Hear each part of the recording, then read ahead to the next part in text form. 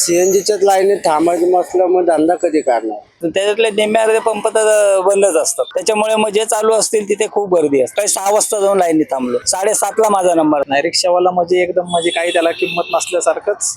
सरकार पण करते 1 ते 4 बंद ठेवणार, प्रेशरच नाहीये, पर पैसे जास्तही घेतात. काल मुंबईला गेलो होतो तर तिकडं 80 रुपये दर आहे आणि इकडे 96 रुपये. पुणे शहरात सीएनजीचे ज्या हे आहेत टंचाई असेल किंवा वाहन जे सीएनजी चालक आहेत त्यांना अनेक अडचणी येताना आपल्याला पाहायला मिळतात. पुणे शहरामध्ये साधारण सीएनजीवर चालणारे साधारणपणे 7.5 लाख वाहनं आहेत आणि मात्र ही भरणा केंद्र जी आहेत ती 133 आहेत. यामुळे जे सीएनजी वाहन चालक आहेत त्यांना अनेक समस्यांना सामोरे जावं लागतं. काही सीएनजी वाहन चालक आता आपल्यासोबत आहेत. काय नेमकं काय काय समस्या येतात, काय काय अडचणी येतात, तुमचं वाहन कोणतं आहे? तर अडचणी म्हणजे सीएनजी संपला तर मग 2-2.5 तास तिथं घालवावं लागतं लाईनमध्ये. मग तिथनं पुढचं नियोजन मग ते होत नाही. सीएनजीच्याच लाईनीत थांबायचं म्हटलं मग धंदा कधी करणार असा विषय. आणि 10 वाजता पंप बंद होतात. तुम्ही किती वाजता काय जातात सीएनजी भरण्यासाठी? सीएनजी भरा आता गॅस संपला की मग थोडं कमी आलं तर मग लाईनीत थांबावंच लागतं ना. आणि मग धंदा कधी करायचा? मग आता धंदा जेव्हा नंबर येईल, जेव्हा गॅस भरेल तेव्हा तिथून पुढे धंदा. बसतं कसं तर तुमचं टाइम असं? टायमिंग तर नाही ना तो मॅचवर. मग त्यामुळे सीएनजी पंप वाढवले पाहिजे ना. तुम्ही तुमचं वाहन कोणतं आहे? खरं तर सीएनजी साठी आपण बघतोय गेल्या अनेक दिवसांपासून सीएनजीची टंचाई सुद्धा अनेक ठिकाणी बघायला मिळते. पुणे शहरात वाहनांची संख्या जी आहे सीएनजीच्या त्याची देखील जास्त संख्या आहे आणि भरणा केंद्र कमी. काय नेमक्या अडचणी येतात? ते तर काही कल्पना नाही आम्हाला, पण आपल्या पुण्यात की आता एवढे पंप आहेत त्याच्यातले निम्मे अर्धे पंप तर बंदच असतात. त्याच्यामुळे मग जे चालू असतील तिथे खूप गर्दी असते. आता आज सकाळीच घ्या, मी सकाळी 6 वाजता जाऊन लाईनीत थांबलो, 7:30ला माझा नंबर. सकाळी 6ला जाऊन 7:30ला नंबर आला माझा. म्हणजे 1.5, 2, 2.5 असे. आता ह्या वेळेला गेलं तर काय विचारायचं नाही. म्हणजे मग संध्याकाळी 5 वाजेपर्यंत तुमचं गॅस भरायला वेळ जातो तिथे खूप. भरलं का? 1.5 तासानंतर? 1.5 तासाने मिळाला मला गॅस, पण सकाळी मी जाऊन जेव्हा 6 वाजता उठून जाऊन थांबलो तेव्हा मला सकाळी मिळाला गॅस. पण थोडा जरी उशीर झाला की मग तुम्हाला 2-2.5 तास निघून जातात त्याच्या सीएनजी भरण्यात. काय नेमकं ह्याच्यावर काय तोडगा काढायला पाहिजे असं वाटतं? कारण खरं तर 1.5-2 तास तुम्ही थांबताय आणि त्यानंतर सुद्धा तुम्हाला सीएनजी वर तेवढ्या वेळाचं परत नंतर भाडं. काय नेमकी तोडगा काढला पाहिजे? काही नाही, एक तर संख्या वाढवावी आणि जे पंप लवकर बंद होतात त्याने टायमिंग वाढवून द्यावं त्या, किंवा त्या जेणेकरून लोक धंदा करून संध्याकाळी जाऊन कमीत कमी भरून. आता संध्याकाळी जाऊन नंबरात आम्ही जाऊन थांबलो, आमचा नंबर आला, यांचं 10 वाजता गेट लगेच बंद होतं. म्हणजे 1.5-2 तास आम्ही लाईनीत नाही थांबत यायचं आणि यांनी सांगितलं बंद झाला. तोही प्रॉब्लेम सारखा येतो मधून अजून.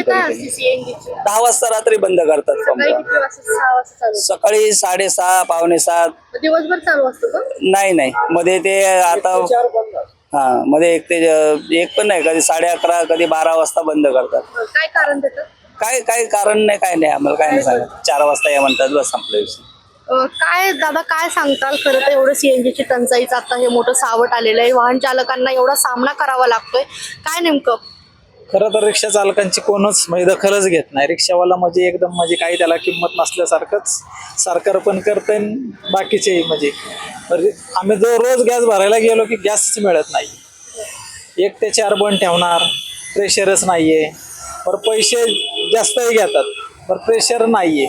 बरं त्यात काय होतं, लोकांची म्हणजे जे पॅसेंजर आहे त्यांची गैरसोय होती. म्हणजे मला रस्त्याला हात केला आणि मी गॅस भरायला चाललोय, जर मी नाही थांबलो तर मला 2-4 शिव्या पाडतात की बाबा रिक्षावाला बघा कसे टाईट आहेत.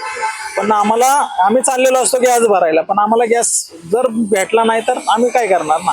मग त्यासाठी आमचं नेमकी म्हणजे भरपूर आता 5-6 महिने झाला हा प्रॉब्लेम चालू झाला. ह्याच्यात काही कुठल्या सरकारने तोडगा काढला नाही, शासनाने काढला नाही, काहीच नाही. म्हणजे किती वेळ थांबावं लागतं सीएनजी भरण्यासाठी? 2 ते 2.5 तास आमचे जातात रोज. 2 ते 2.5 तास मध्ये आता सीएनजीला भरण्यासाठी वेळ घालवावा लागतो, त्यानंतर धंदा करायचा असतो. मी सगळं कसं बसवतो? आता काय म्हणजे सगळंच अडचणी आहेत. काहींच्या नवीन रिक्षा आहेत, हप्ते आहेत, कोणाचं मुलाचं शिक्षण आहे, कोणाच्या मुलीचं लग्न आहे, कोणाचं म्हणजे मोठं आता लग्नाचं वय झालंय. सगळ्याच गोष्टी रिक्षावरच अवलंबून आहे. काय दुसरं काही गोष्ट नाही. ज्याच्यावर पोट आहे त्या गोष्टीला जर अडचणी येत असतील तर सरकारने पण त्याकडे गांभीर्याने लक्ष दिलं पाहिजे. पेट्रोल डिझेलचे डीलर्सचे असोसिएशन त्यांची आता बैठक झालेली आणि त्यांनी असं म्हणालेत की काही दिवसांमध्ये 1 ते 4-8 दिवसांमध्ये यावर तोडगा निघणार आहे. काय तोडगा निघावा असं वाटतं? मला तर एक तर वाटतं 3 शिफ्टमध्ये म्हणजे त्यांनी कामगारांची संख्या ठेवावी, 24 तास पेट्रोल पंप ठेवावा चालू, म्हणजे लोकांची गैरसोय होणार नाही, रिक्षा चालकांची होणार नाही, लोकांना बी CNG भेटेल आणि नागरिकांची म्हणजे जे पॅसेंजर आहेत त्यांची कुठलीही प्रकारची गैरसोय होणार नाही. आणि वाटलंच तर त्यांच्याकडे कामगारांना पगार देण्या इतपत जर नसेल तर रिक्षावाल्यांकडनं 10 रुपये एक्स्ट्रा घ्या, पण तुम्ही आमची गैरसोय होऊन देऊ नका, एवढंच त्यांना विनंती आहे. की काही ठिकाणी वेगवेगळ्या ठिकाणी वेगवेगळे आता मी काल मुंबईला गेलो होतो तर तिकडं 80 रुपये दर आहे आणि इकडे 96 रुपये. मग आम्ही महाराष्ट्रातच राहतोय, मग आम्हाला आम्ही काय भारत आणि पाकिस्तान सारखं म्हणजे आम्ही पाकिस्तानमध्ये राहत नाही की बाबा तिकडं भारतातून तिकडं जातो असं काही नाहीये. मुंबई आणि पुणे काही महाराष्ट्राच्या बाहेर नाहीये, आम्हालाही तोच रेट द्यावा एवढी विनंती आहे त्यांना. तर नक्कीच आपण बघतोय दिवसेंदिवस जे आहेत या CNGची समस्या जी आहे ती अधिकच वाढत चाललेली आहे आणि हे जे CNGचे वाहन चालक आहेत त्यांचं असं म्हणणं आहे की एकतर तुम्ही भरणा केंद्र जे आहेत ते वाढवा, त्याचबरोबर 3 शिफ्टमध्ये कामगार ठेवा, जेणेकरून जे 1 ते 4 मध्ये CNG पंप जे आहेत ते बंद राहतात, त्याच्यामुळे आम्हाला अनेक समस्या येतात. आणि त्यांचं असं देखील म्हणणं आहे की अनेक ठिकाणी म्हणजे मुंबई पुणे यासारख्या शहरांमध्ये भेदभाव केला जातो. असं का केला जातो हा जाब सुद्धा या CNG वाहन चालकांकडून विचारला जातो. प्रियांका परदेशी, story.com पुणे.